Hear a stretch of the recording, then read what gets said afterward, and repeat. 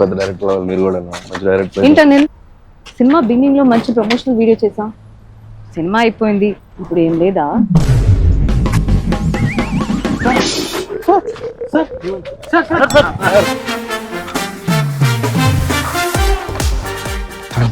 She asked promotion. True. చెప్పు.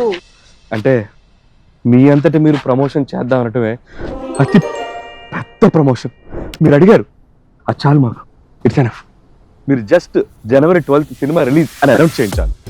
So Jan 12 Mana Shankaravara Prasad Garu. Hello master, camera కొద్దిగా right turning ఇచ్చుకో. సంక్రాంతికి రఫ్ ఆడిచ్చేత.